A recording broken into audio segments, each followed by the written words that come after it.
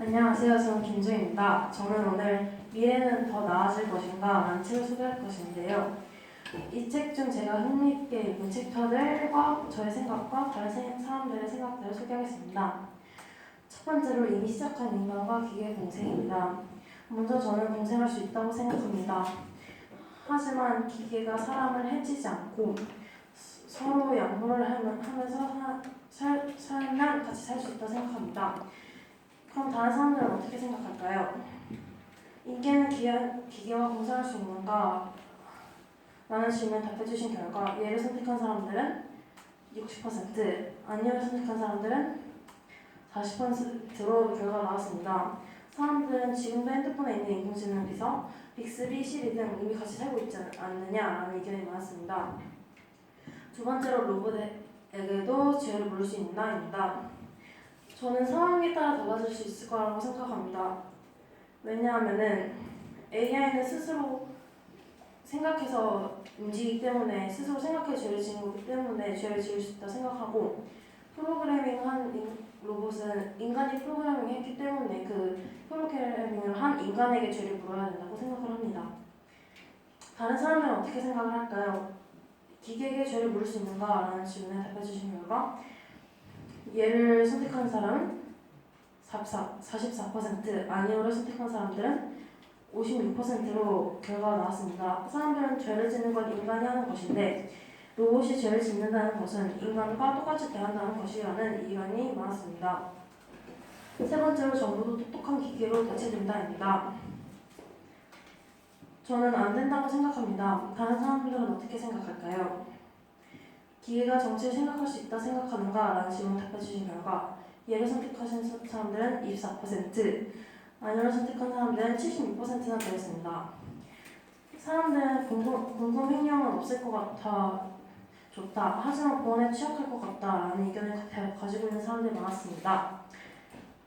공공횡령이 없어서 좋다라는 사람들은 24%의 예를 했고 보안이 취약하다는 의견을 가진 사람들은 76%로 많은 생각을 했습니다.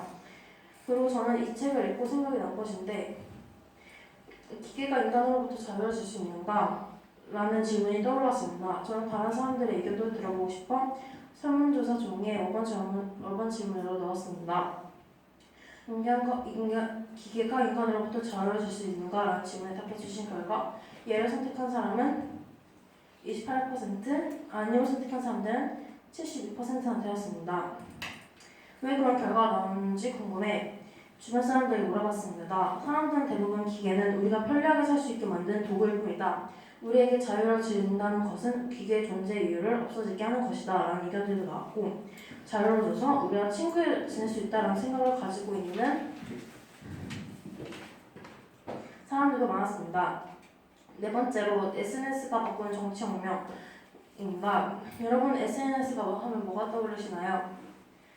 저는 페이스북, 인스타그램이 먼저 떠오르는데요. 저는 이 챕터의 제목을 읽고자마자 이게 뭐지? 라는 생각이 들었습니다. 하지만 바로 읽기 시작하자마자 바로 얘기가 됐습니다. 이 글이 제가 이해가 되게 도와줬는데요. 정부뿐만 아니라 국회와 정당 같은 정치 제도에 대한 불신이 갈수록 높아지는 현상에 대해서는 두 가지 해석이 가능하다. 첫째, 정치 제도가 국민의 요구를 제대로 충족시키지 못하기 때문이다. 대의제도가 본래 취지와 달리 국민의 연호에 따라 작동하지 않고 정치 엘리트의 요구를 충족시키기 급급한 것이다. 이 경우 정치개혁은 대의제도 본래의 기능을 회복하는 데 초점을 둬야 한다.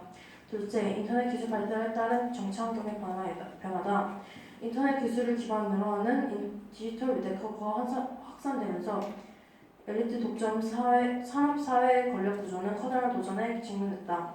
정보와 네트워크의 도전이란 급격히 약화됐다. 우선 디지털 정보가 쉴 새 없이 쏟아져 나오고 있다. 과거에는 대중들이 정보 부족의 곤란을 겪었다면 이제는 거꾸로 정보 강인에 처하게 된 것이다. 저는 이 글에서 많은 생각을 하게 되었는데 첫 번째로 이 부분입니다.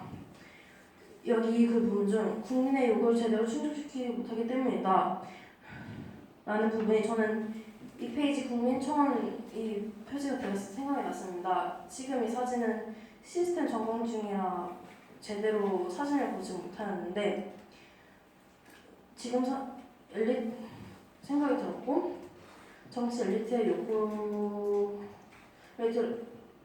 지금 문재인 정부가 생각났습니다. 왜 그러지? 라고 찾아보니 이 책은 2016년도에 출판이 되었고 문재인 대통령은 2017년도에 대통령에 당선이 되어 이 책과 맞는 부분이 어떤 것이 있습니다. 여러분도 책을 읽을 때 언제 출판되었는지를 잘 알고 읽으면 이해가 훨씬 잘 될 겁니다. 두 번째로 이 부분은 제가 여기서 생각을 많이 하게 되었는데 바로 여기서부터 세 번 고민을 많이 하게 되었습니다. 이 문제를 해결하려면 어떻게 생각을 해야 되는 것인가? 많은 생각을 하고 해결 방법을 생각한 결과 머리는 복잡해서 빨간불이 켜졌고 답이 없구나라는 결론이 나왔습니다. 마지막으로 저는 이 책을 읽고 예수님 늦게 오신다면 어떤 것이 우리 생활에 영향을 줄 것인가 일 것이고 제 진로를 다시 생각하게 되는 계기였습니다.